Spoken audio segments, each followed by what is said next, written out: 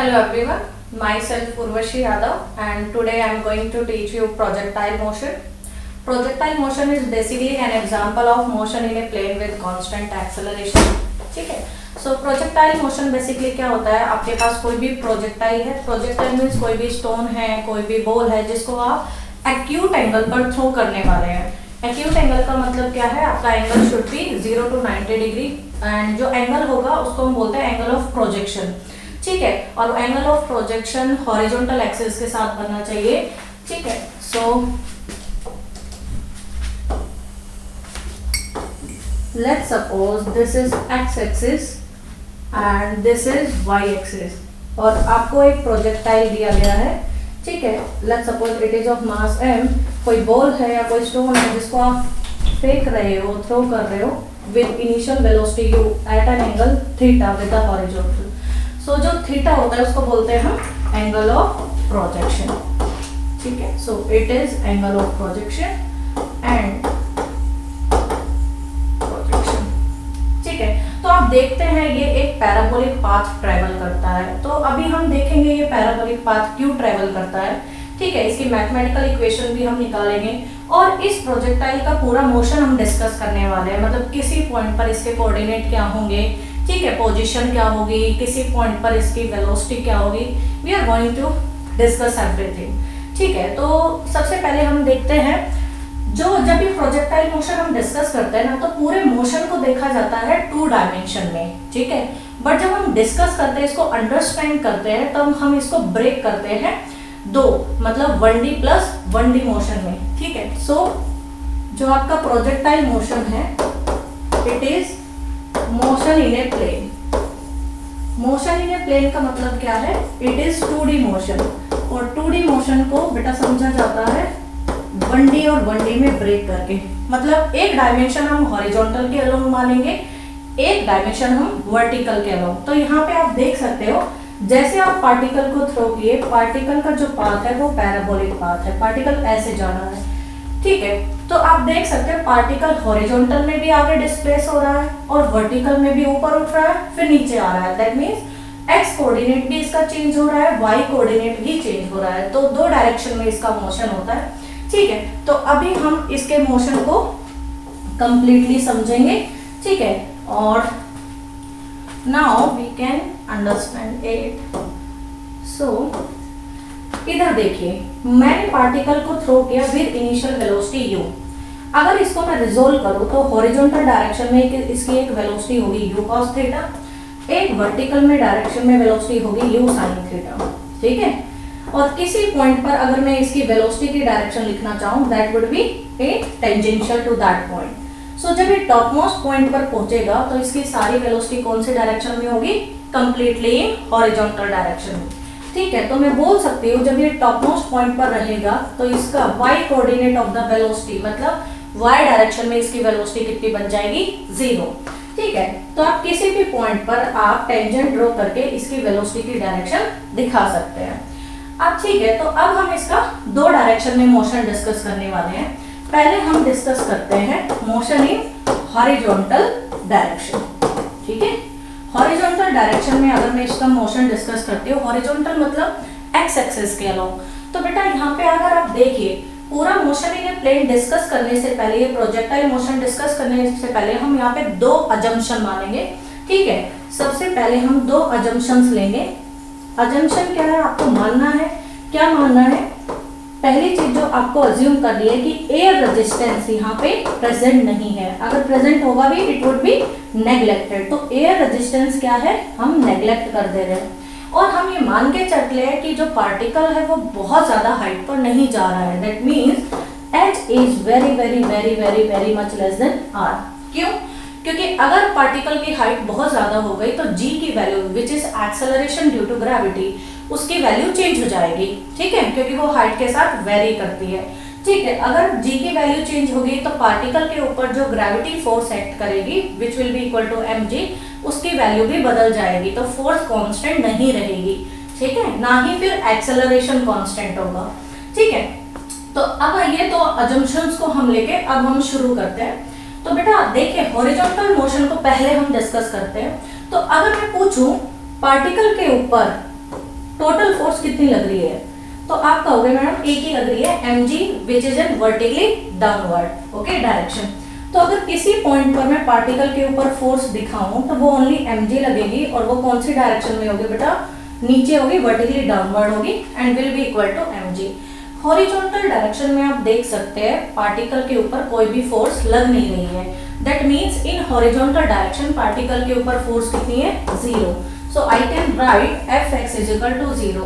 So I can say कि इन horizontal direction acceleration भी कितना होगा, 0, क्योंकि फोर्स का फॉर्मूला होता है मास इनटू एक्सेलरेशन। अगर एक्सेलरेशन इन हॉरिजॉन्टल डायरेक्शन 0 हुआ तो वेलोसिटी इन हॉरिजॉन्टल डायरेक्शन क्या हो जाएगी, कांस्टेंट, ठीक है। So velocity will not change, so you can write vx would be equal to constant. Velocity constant होने का क्या मतलब होता है, वेलोसिटी कांस्टेंट होने का मतलब होता है अभी जो वेलोसिटी है वो वही होगी जो उसकी पहले थी। तो बेटा इनिशियल वेलोसिटी इन हॉरिजॉन्टल डायरेक्शन कितनी थी, u cos थीटा, ठीक है। सो जिसको मैं ux के नाम से रिप्रेजेंट करती हूँ, कितनी थी, u cos theta.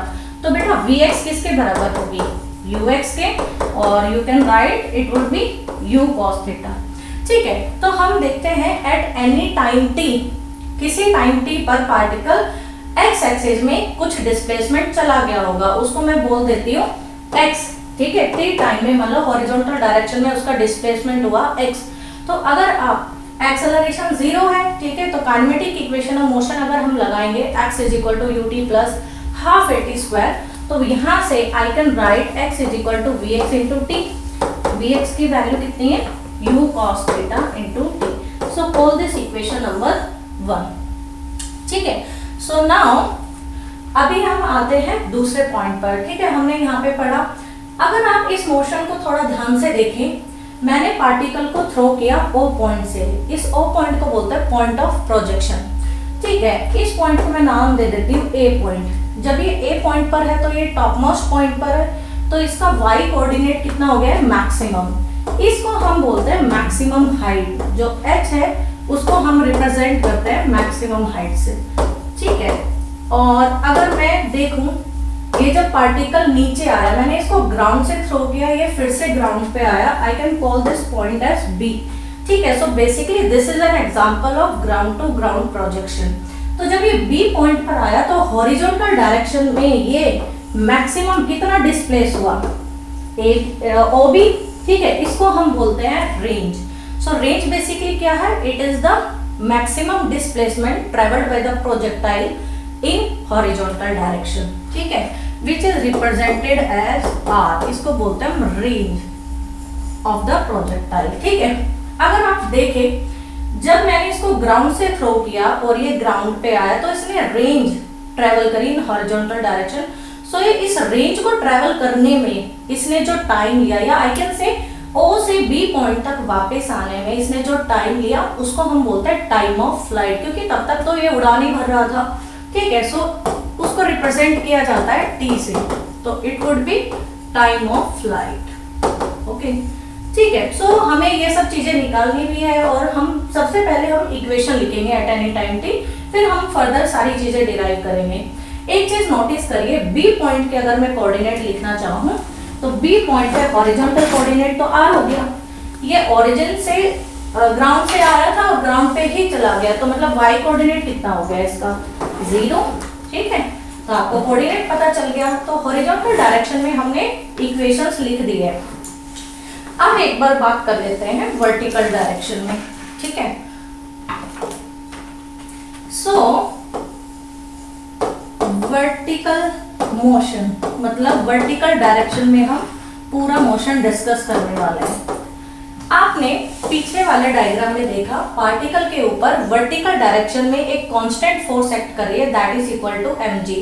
Force constant है, मास कांस्टेंट है, g कांस्टेंट है, ठीक है। तो एक्सेलरेशन भी कितना हुआ, कांस्टेंट। सो आप लिख सकते हैं force in vertical direction is equal to mg। अब ध्यान दीजिए कि हमने पीछे y डायरेक्शन है उसको अपवर्ड माना है और फोर्स किधर लग रही है, डाउनवर्ड डायरेक्शन में, ठीक है। तो अपवर्ड वाली डायरेक्शन पॉजिटिव है तो फोर्स की डायरेक्शन डाउनवर्ड है, तो फोर्स कैसी हो जाएगी, -mg। ठीक है। तो एक्सेलरेशन इन वाई डायरेक्शन कितना हो जाएगा, माइनस जी। ठीक है, ये माइनस साइन उसकी डायरेक्शन बता रहा है और इसकी वैल्यू किसके बराबर है, जी के। जी की जो वैल्यू होती है, जी को हम बोलते हैं एक्सेलरेशन ड्यू टू ग्रेविटी। और नियर टू अर्थ सरफेस इसकी वैल्यू कांस्टेंट रहती है, क्योंकि ऑलरेडी हमने अजम्पशन माना है कि पार्टिकल बहुत ज्यादा हाइट पे नहीं गया है, तो जी हमारा कांस्टेंट है और इसकी वैल्यू होती है 9.8 मीटर पर second square and it is near to earth surface. ठीक है, लेकिन क्वेश्चन में अगर आपको जी की वैल्यू 9.8 यूज करनी नहीं दे रखी है तो आप फॉर सिंप्लिसिटी डायरेक्टली 10 भी यूज कर सकते हैं। ठीक है, तो एक्सेलरेशन इन वाई डायरेक्शन क्या हो गया, कांस्टेंट। सो वाई डायरेक्शन में अगर एक्सेलरेशन कांस्टेंट है तो हम काइनेमेटिक इक्वेशन ऑफ मोशन लगा सकते हैं इन वाई डायरेक्शन। ठीक है, तो आप वाई डायरेक्शन में किसी पॉइंट पर वेलोसिटी लिखिए। So v is equal to U plus AT मैं लगा सकती हूँ इन वाई डायरेक्शन। ठीक है, सो इन वाई डायरेक्शन। ठीक है, तो अब वाई डायरेक्शन में वेलोसिटी बताएं। Initial velocity in Y direction कितनी है, u साइन थीटा, और ऊपर थी सो पॉजिटिव। और जो एक्सेलरेशन है इन वाई डायरेक्शन वो कितना है, एक्सेलरेशन है आपका इन वाई डायरेक्शन माइनस जी। ठीक है, सो माइनस जी टी। तो ये आपने किसी पॉइंट पर क्या लिख दी, वेलोसिटी लिख दी।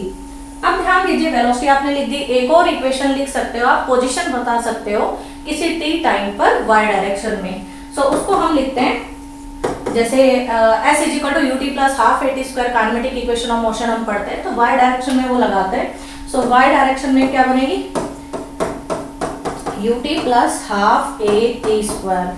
ठीक है, सो y ऊपर है so it would be positive, u y की value would be u sin theta into t, और एक्सेलरेशन माइनस जी है so minus sign would be there. So ये किसी t टाइम पर आपने y डायरेक्शन में क्या लिख दिया, डिस्प्लेसमेंट लिख दिया। अब जरा नोटिस करिए, मैंने आपको लास्ट टाइम क्या बताया था कि जब ये क्या होगा, टाइम ऑफ फ्लाइट के बराबर टाइम लेगा तो ये वापस किस पे आएगा, ग्राउंड पे आएगा। मतलब इसका y कोऑर्डिनेट कितना बनेगा, 0।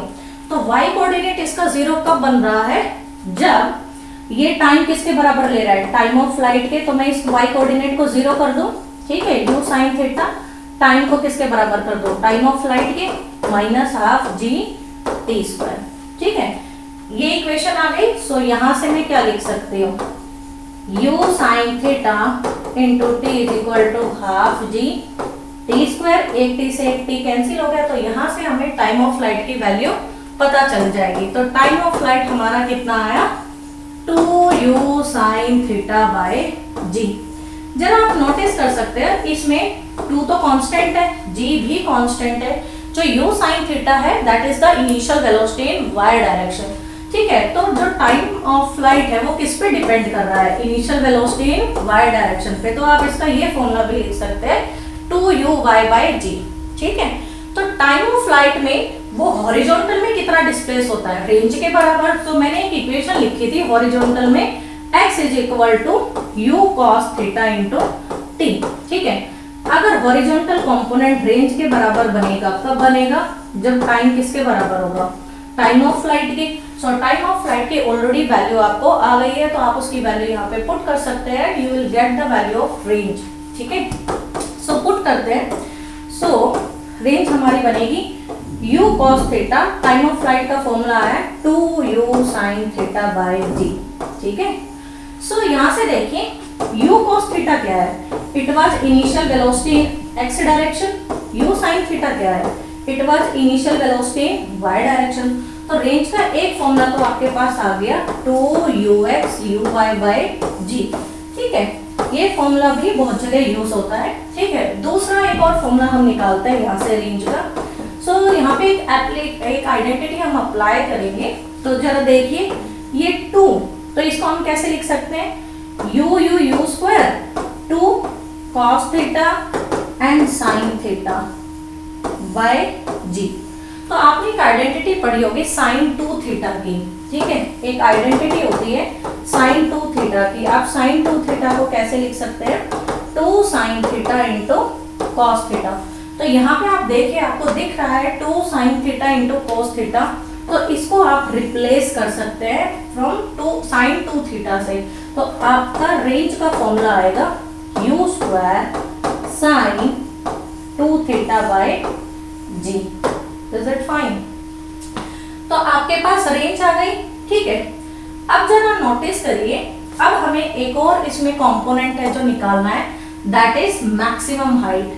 अब मैक्सिमम हाइट के लिए क्या निकालेंगे? मैक्सिमम हाइट में आपने देखा होगा जो टॉप मोस्ट पॉइंट पर जो वेलोसिटी है y डायरेक्शन में वो क्या बन रही थी? 0। So vy is equal to u plus a/t आप लिख रहे थे ना एट एनी टाइम t, ठीक है। सो जब ये टॉप मोस्ट पॉइंट पर है तो इसका y कोऑर्डिनेट क्या बन रहा था? ठीक है, 0 के बराबर। तो जब ये ऊपर चढ़ गया तो हमने यहाँ पे एक और अजम्पशन माना था कि air resistance is neglected, h is very much less than r। तो g तो फिक्स है, तो जितना टाइम में ये चढ़ने में लेगा, मैक्सिमम हाइट मतलब टाइम ऑफ एसेंट, उतना ही टाइम ये उतरने में लेता है। तो जो टोटल टाइम ऑफ फ्लाइट है, जब ये ऊपर चढ़ गया तो कितना टाइम लेगा? टाइम ऑफ फ्लाइट का आधा टाइम, ठीक है। सो मैक्सिमम हाइट हम निकालेंगे y इज इक्वल टू, ठीक है। इसके लिए हम डायरेक्टली एक इक्वेशन भी यूज कर सकते हैं। अगर आपको याद हो, जो काइनेमेटिक इक्वेशन की थर्ड इक्वेशन है वो हम लगा सकते हैं यहाँ पे, ठीक है। So third equation y direction में लगाते हैं, v square is equal to u square plus 2as, ठीक है। तो y डायरेक्शन में मैं इसको अप्लाई करने वाली हूँ, ठीक है। सो आप देखिए, जब ये मैक्सिमम हाइट जितनी y डायरेक्शन में जाता है, उस टॉप मोस्ट पॉइंट पर y डायरेक्शन में वेलोसिटी 0 बनती है, तो मैं उसको 0 पुट कर दे रही हूँ, ठीक है। तो ये uy की वैल्यू क्या है? u साइन थीटा, स्क्वायर है तो स्क्वायर करिए, सो it would be u square sine square theta. Acceleration को क्या कर दीजिए? -g, और y में ये कितना ट्रेवल करेगा? मैक्सिमम हाइट के बराबर, ठीक है। तो यहाँ से आपका मैक्सिमम हाइट का फॉर्मूला आता है h is equal to u square sine square theta by 2g। ये आ गई आपकी मैक्सिमम हाइट, ठीक है। तो आपने रेंज का फॉर्मूला निकाल लिया, आपने टाइम ऑफ फ्लाइट का फॉर्मूला निकाल लिया, और आपने मैक्सिमम हाइट का फॉर्मूला निकाल लिया। थोड़ा सा नोटिस कीजिए, क्या मैं इसको ऐसे देख सकते हो? ये u साइन थीटा का स्क्वायर दिख रहा है, और u साइन थीटा क्या होता है? Initial velocity in y direction. So I can write it as uy square by 2g। तो मेरे पास मैक्सिमम हाइट भी आ गई है, ठीक है। सो एक क्वेश्चन हम इस पे सोल्व करते हैं पहले, फिर हम जाएंगे इक्वेशन ऑफ ट्रेजेक्टरी पे, ठीक है। क्वेश्चन ये है, मान लो एक प्रोजेक्टाइल है जिसको आपने थ्रो किया है, ठीक है, with initial velocity u is given as 20 metre पर सेकेंड, ठीक है, और जो थीटा है it is given as 45 degree, ठीक है। क्वेश्चन में आपको बोलेगा you have to find time of flight and range travelled by the projectile. तो दो चीजें आपको निकालनी है, time of flight and range. तो आपको देखिए यहाँ पे आपको क्या दिया गया है? u दिया गया है, और theta which is angle of projection ये दिया गया है। तो आप फॉर्मूला यूज करिए। टाइम ऑफ फ्लाइट का फॉर्मूला क्या होता है? 2u sine theta by g। तो बेटा वैल्यूज पुट कर दीजिए, u की वैल्यू 20, साइन थीटा मतलब साइन 45, साइन 45 की वैल्यू होती है 1/√2, और g की वैल्यू फॉर सिंप्लिसिटी आप you can take as 10, so ये गया, ठीक है। सो इट इज 4/√2, और you can write it as 2√2, ठीक है, सेकेंड, ठीक है। टाइम ऑफ फ्लाइट आ गया। अब आप रेंज निकालिए। नोटिस करिए रेंज का फॉर्मूला क्या होता है? u square sine 2 theta bye g। यहाँ से आप वैल्यू रख सकते हैं रेंज की। रेंज की वैल्यू कितनी आएगी? Theta is 45, so 2 theta would be sine 90, मतलब मैक्सिमम वैल्यू। तो रेंज की वैल्यू कितनी आ गई? u square by g। u square मतलब 20 का स्क्वायर वुड बी 400, g की वैल्यू 10, सो जो रेंज आएगी दिस वुड बी 40 मीटर। ये हो गया आंसर, ठीक है। एक चीज मैं आपको यहाँ पे बता देती हूँ, जो रेंज है उसका फॉर्मूला आपने लिखा u square sine 2 theta bye g, ठीक है। देखो अगर फॉर ए प्रोजेक्टाइल हम इनिशियल वेलोसिटी फिक्स कर देते हैं, g की वैल्यू तो वैसे ही कांस्टेंट है, तो जो रेंज होगी that would depend on the theta, कि आप कितने एंगल पर फेंक रहे हैं, ठीक है। तो उसके लिए हम क्या करेंगे, हमें हमसे पूछेगा मैं कितने एंगल पर प्रोजेक्टाइल को थ्रो करूं कि वो मैक्सिमम रेंज ट्रेवल करे, maximum displacement in horizontal direction travel करे, बहुत दूर जाके गिरे, मैक्सिमम कितनी दूर जाके वो गिर सकता है। That means you have to find R max, ठीक है। सो आर मैक्स किस पे डिपेंड कर रहा है बेटा, साइन 2 थीटा पे। तो आर मैक्स कब होगा, जब साइन 2 थीटा क्या होगा, मैक्सिमम होगा। और उसकी मैक्सिमम वैल्यू कितनी होगी बेटा, 1 के बराबर, क्योंकि साइन थीटा की रेंज कितनी होगी, -1 से +1। ठीक है, वो कब होगा बेटा, जब एंगल किसके बराबर होगा, 90 डिग्री के। ठीक है, तो यहाँ से थीटा की वैल्यू कितनी आती है, 90/2, दैट इज 45 डिग्री। ठीक है, तो जब आप 45 डिग्री एंगल पर फेंकेंगे तो वो मैक्सिमम रेंज ट्रेवल करता है। तो यहाँ से मैक्सिमम रेंज का आपके पास फॉर्मूला आ गया u²/g। ठीक है, okay, so thank you everyone.